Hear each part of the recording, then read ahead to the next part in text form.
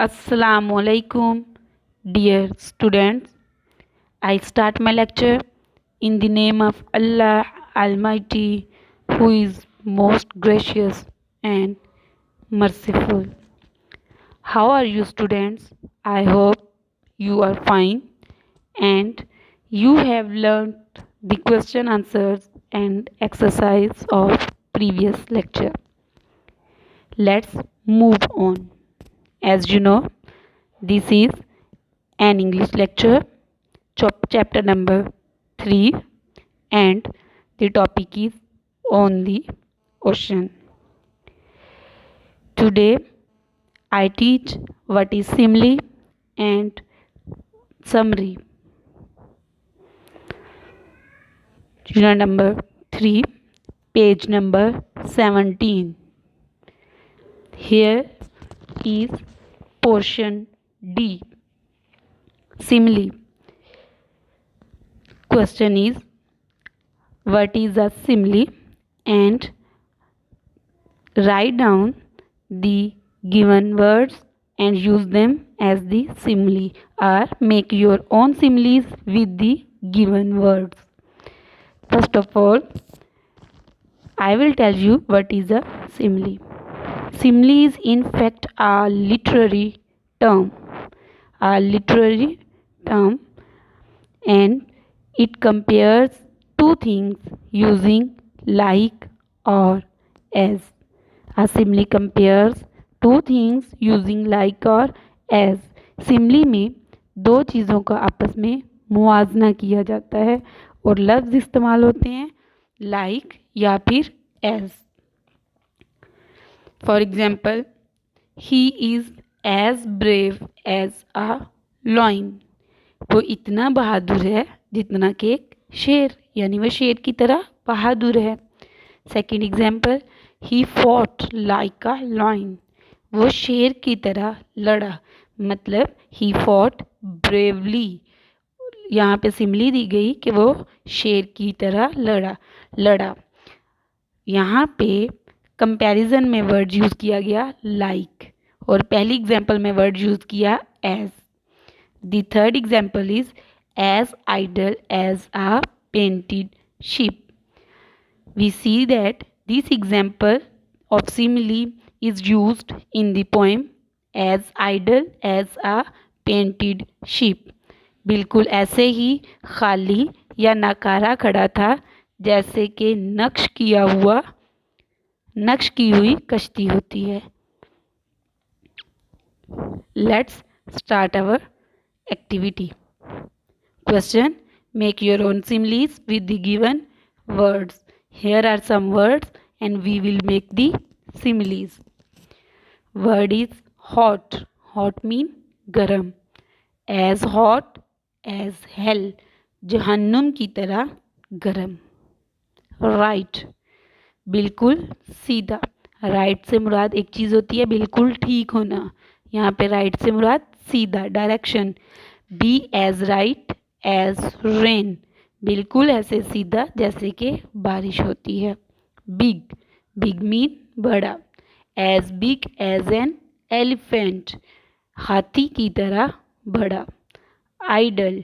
Idol mean खाली या नकारा या बेकार. Idle as a painted ship upon a painted ocean. बिल्कुल ऐसे खाली खड़ा था जैसे कि एक नक्श किए गए समुंदर पे नक्श की गई कश्ती होती है. And we know that this simile is used in the poem chapter number 3 on the ocean, जो कि हम पढ़ रहे हैं.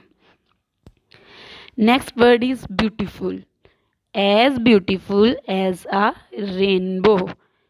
इतनी खूबसूरत जितनी के एक रेनबो होती है. रेनबो मीन धनक. और हम सबको पता है कि धनक में बहुत सारे कलर्स होते हैं, स्पेशली 7 कलर्स होते हैं और वो बहुत खूबसूरत होती है. यहाँ पे खूबसूरती को कंपैरिजन दिया गया है रेनबो से. सॉफ्ट नरम. As soft as silk. Silk की तरह नरम, नर्म नाजुक. Okay, student, solve this exercise on book page number 17.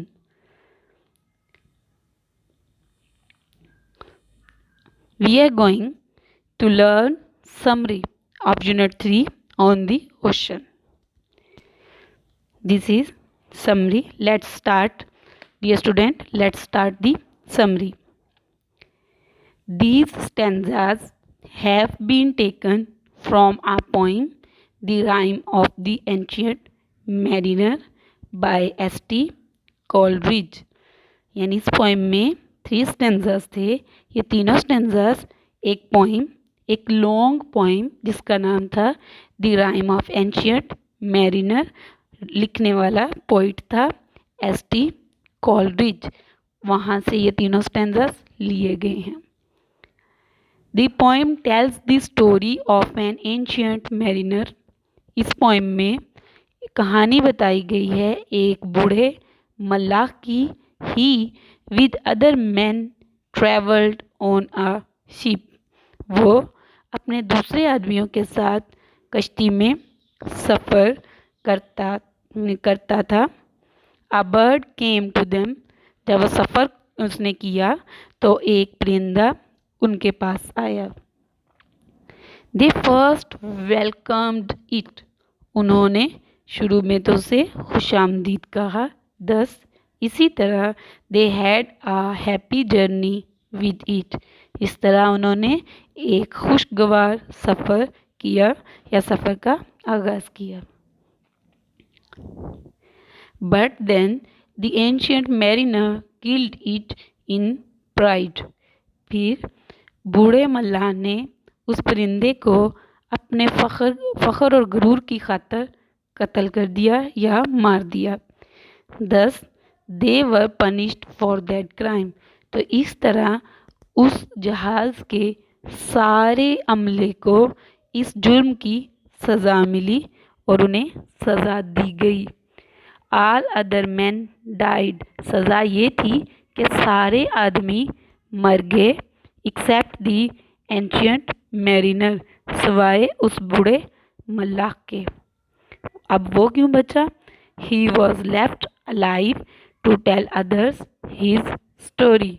उसे ज़िंदा छोड़ दिया गया ताकि वो दूसरे लोगों को अपनी कहानी सुनाए कि किस तरह उन्होंने एक परिंदे को कत्ल किया और फिर मारा और फिर क्या हुआ कि उन्हें सज़ा मिली. और सारे आदमी बहुत ज़्यादा गर्मी की वजह से और दोपहर का वक्त था जब सूरज आसमान पे आ गया, तख्ते सुकड़ गए, कश्ती के तख्ते सुकड़ गए, पिचक गए और कोई पानी नहीं बचा पीने के लिए और सब लोगों की मौत हो गई सिवाय एंशियंट मैरिनर के, जो कि वो बूढ़े मल्लाह के जिसने उस परिंदे को मारा था. उसे वो मरा नहीं बल्कि उससे कुदरत ने छोड़ दिया ताकि वो लोगों को अपनी ये कहानी सुनाए. Next paragraph of the summary. This poem is the description when their ship stood still in the ocean. इस पोइम में बयान किया गया है कि जब उनकी कश्ती खड़ी थी, स्टिल साकत खड़ी थी समुंदर में, यानी कि वहाँ पे कोई हवा नहीं थी और वो वहाँ पे फंसे हुए थे और कश्ती बिल्कुल खड़ी हो गई थी समुंदर में. There was no wind blowing. कोई हवा नहीं चल रही थी. It was very hot all around. हर तरफ इंतहाई गर्मी थी. The sky looked to be made of hot copper. ऐसे लगता था जैसे आसमान गर्म तांबे का बना हुआ हो, यानी तांबे की तरह. धात है, तांबा एक धात का नाम है. ये बहुत ज़्यादा सुर्ख यानी गोल्डन नज़र आ रहा था, कॉपर कलर का. तो वो जो आसमान है वो भी कॉपर नज़र आ रहा था, यानी बहुत ज़्यादा गर्मी थी और आसमान भी तांबे की तरह का नज़र आ रहा था. It looked to be burning. ऐसे लगता था जैसे हर चीज़ जल रही है. The sun was shining just above the mast. कश्ती का एक हिस्सा होता है मस्तोल, जो कश्ती के ऊपर एक डंडे की तरह खड़ा होता है और उसके ऊपर पर्दा लटका दिया जाता है या कपड़ा हैंग कर दिया जाता है, उसे मस्तोल बोलते हैं. और कश्ती के ऊपर जो मैस्ट था यानी मस्तोल था उसके बिल्कुल ऊपर सूरज चमक रहा था। The ship seemed to be stuck still. ऐसे लगता था कि कश्ती जो है मुकम्मल तौर पर साकत हो गई है, यानी वो तैर नहीं रही, बिल्कुल जामद होके साकत होके खड़ी हो गई है। There was no motion even in the water of sea. There was no motion यानी कोई भी हरकत नहीं हो रही थी, यानी कश्ती भी चल नहीं रही थी। इंतहाई गर्मी हो गई थी और हवा नहीं चल रही थी और ऐसे लग रहा था कि समुंदर का पानी भी बिल्कुल बेहरकत हो गया है, मोशनलेस हो गया है, क्योंकि पानी में कोई भी रिपल्स नहीं थी, कोई लहरें नहीं उठ रही थी। They felt very thirsty. उन्हें बहुत ज़्यादा प्यास लगी। They did not have any drop of fresh water to drink. They यानी कश्ती जहाज़ वालों के पास कोई भी पानी का एक कतरा भी नहीं बचा था। फ्रेश वाटर यहाँ से मुराद उन्होंने दिया है any drop of fresh water, यानी पीने वाले ताज़ा पानी का कोई कतरा भी नहीं बचा था कि वो पी सकें। लेकिन ओवरऑल देखें तो हर तरफ समुंदर का पानी ही पानी था। Water water everywhere. The poet repeat this word in the poem water water everywhere, यानी हर तरफ पानी ही पानी था, पीने के लिए एक कतरा भी पानी नहीं था। हर तरफ समुंदर का गदला पानी था। Polluted water of the ocean was everywhere but there was no water, there was not a drop of fresh water to drink. They have finished the supplies of water.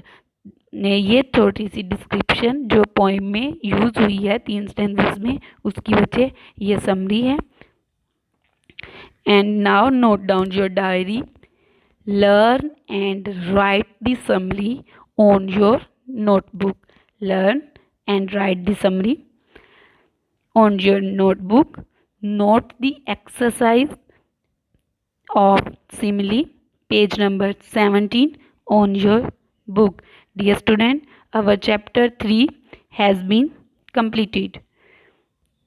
Our chapter 3 has been completed and see you later with a new lecture.